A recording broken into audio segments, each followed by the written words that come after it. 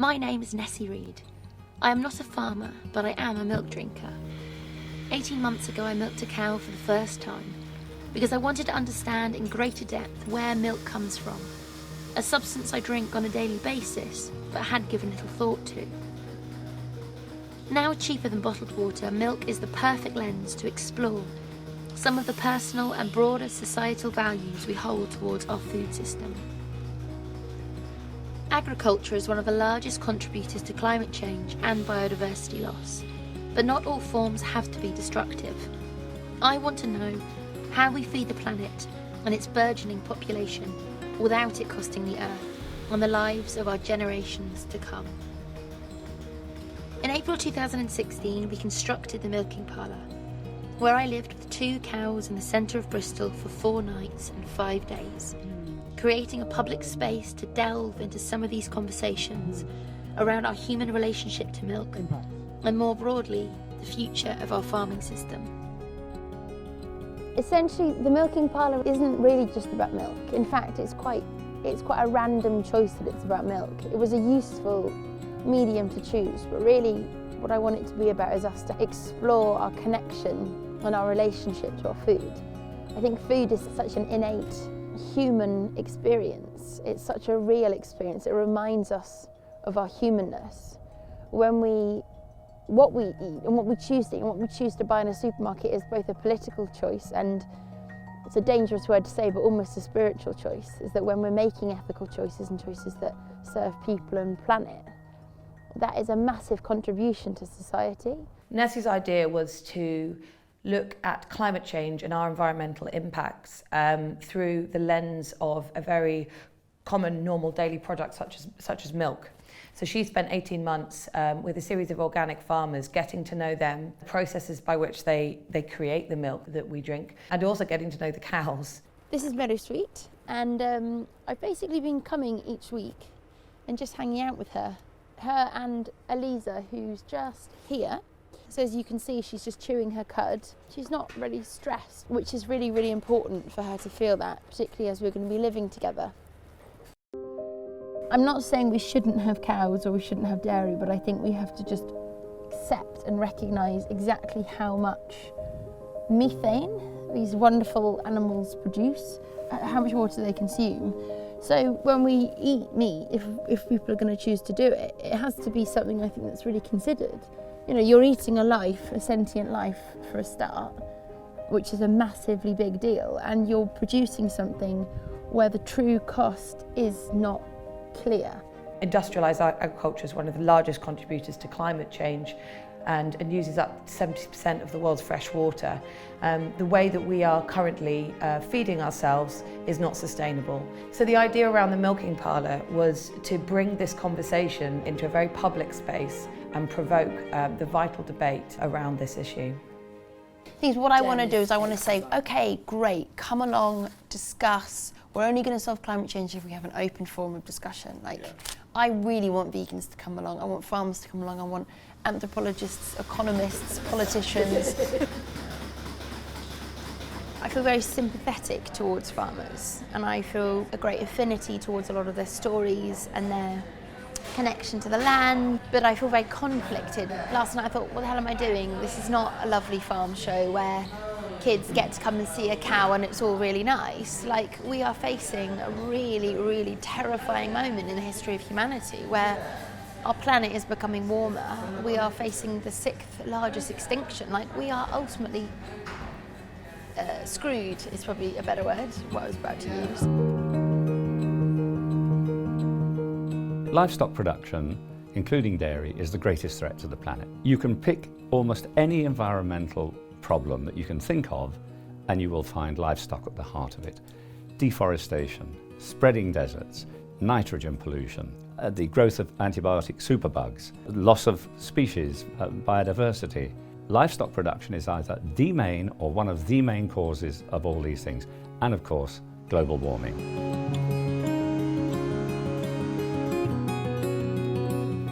Basically want the whole exhibition to be an invitation for people to come and think about their relationship to food, to milk, and also an invitation to kind of write their opinions and get involved emotionally.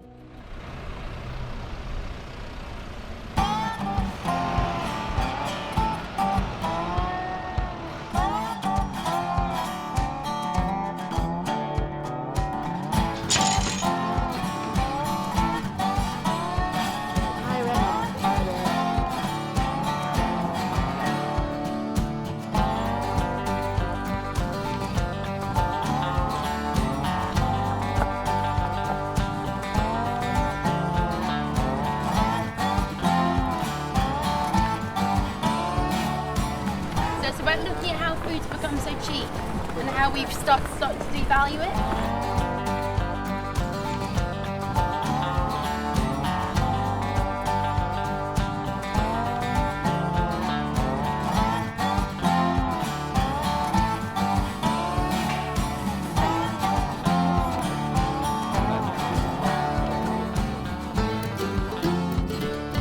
I have to say, this morning when I woke up at 5 o'clock, I was feeling a little bit trepidatious, but now it feels really good. The cows are chewing the cud.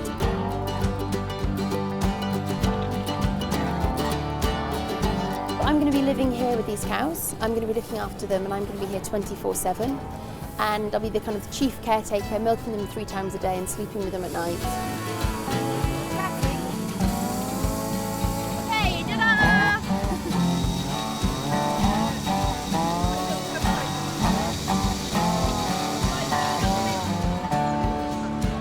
Nessie has brought these cows, Alicia and Meadowsweet, here as an artwork, but also as a provocation, I think, to make us think about where our food comes from. This connection between country and city is vitally important. I think too many of our children and many of the population think that food comes off supermarket shelves, and it's really important that we get the supermarkets to be much clearer about the sourcing of our food and to encourage local produce.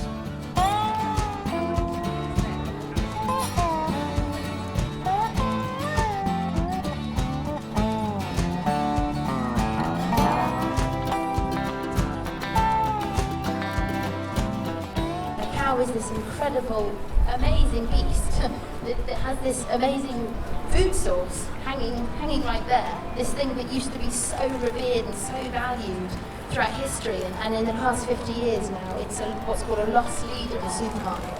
So supermarkets use milk as this kind of cheap product to hook people in. About 96% of dairy farmers have been forced to close down in the past 60 years. And it begs lots of questions about our economic system, our environmental systems. After 18 months of research, it's been a huge amount of tributaries of thought in one direction and then coming back. But ultimately, I hope I can invite you all to use the Milking Parlour as a space to discuss and to think. I really believe that everything should be understood and not necessarily feared in life. And when we start to have discussions and interactions, we start to really begin to scrutinise our perceptions, and we begin to find solutions.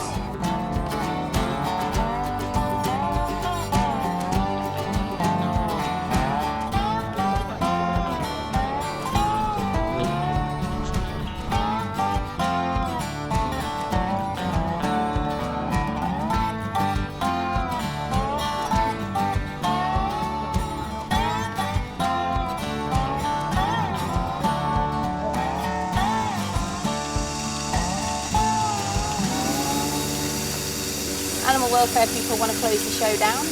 The PETA people want to close it down. But I feel really disappointed that they're not willing to let the show happen and come and use it as a debate space.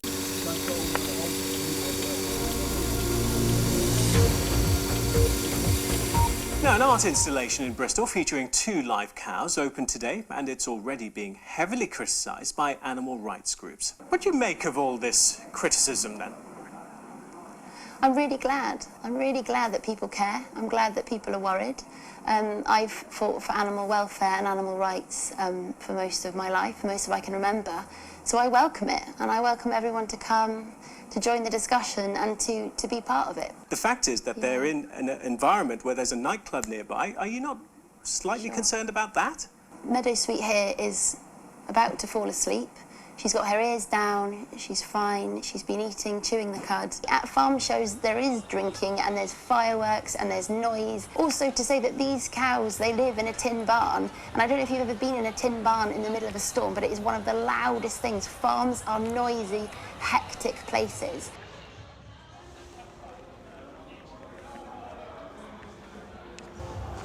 I started this, I've made my bed, kind of quite an uncomfortable straw one, and I'm basically lying in it now.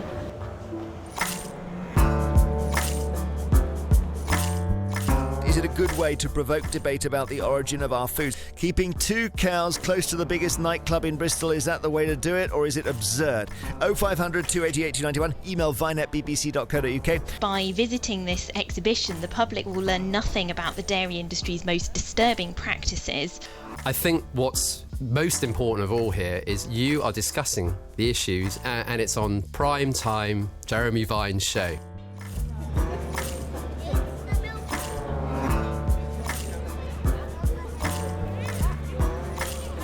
I think it's quite good because it's a busy area. There's a lot of people that walk through here just because it's by the harbour side. It's quite a nice area, so it attracts a lot of people. So I think it's quite a good way to grab some attention. Cows produce a lot of methane, and then isn't it that they consume like the most water, like one of the biggest water consumers or something? So yeah, it is bad for the environment, but I don't know. I don't really consider that when I do have friends that are vegetarian because of the environmental impact, but I don't actually take that into account. I probably should. We were just talking about this over a pint. It's natural to eat meat, but not necessarily to breed it for us. So if it was, back in the day just hunting, it's kind of okay, but the fact that we have to breed it just to have enough seems a bit excessive. Okay. Yeah, it's good. We said earlier, in terms of milk, if the cheapest one was £1, you'd buy it, but if the cheapest one's 30p, you'll buy it. So if they didn't have as many options and there was just one more expensive option, we'd have it.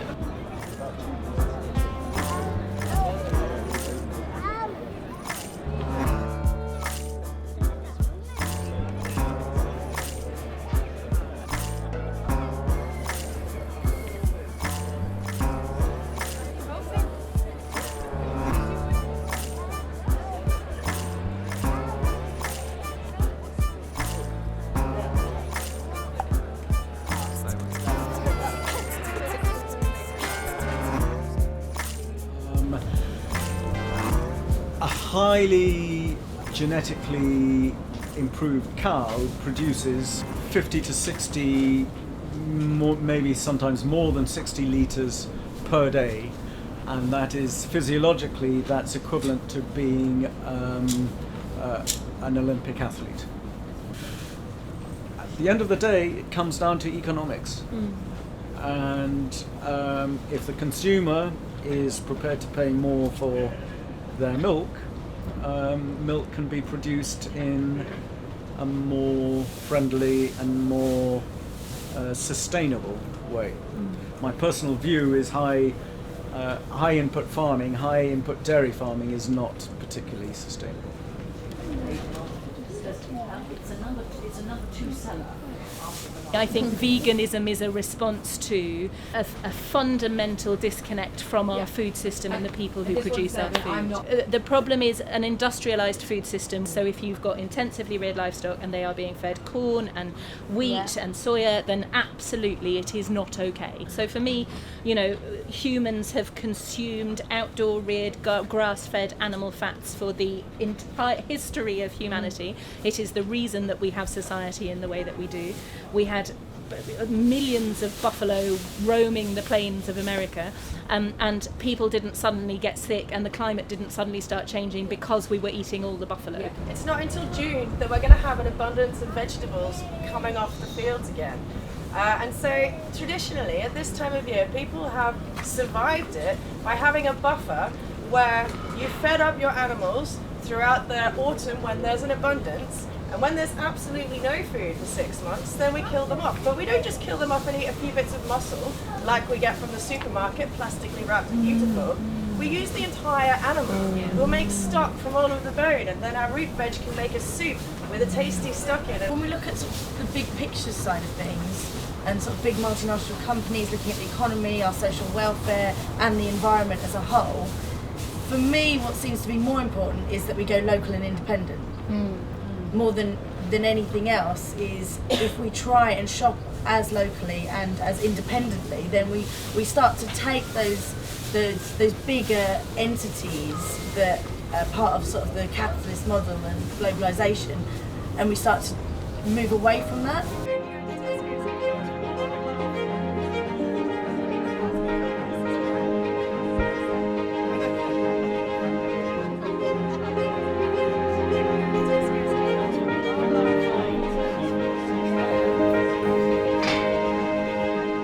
don't engage massive amounts of people through fear and through terror and through forecasting the apocalypse. You engage people through hope. If people can come along and feel hopeful and excited and there's possibility, that's how real change happens. Our neoliberal capitalist system wants us to feel totally apathetic, totally useless, so that we are just stuck in this monolith of governments and institutions that we can't get out of. We can. Everything changes. Someone might go home and go, hang on a minute, I'm going to eat some meat, fine, but I'm just going to stop for a second and think about where it comes from. I genuinely believe that people care. And my greatest fear, actually, of all of this was that people wouldn't give a fuck, and they do.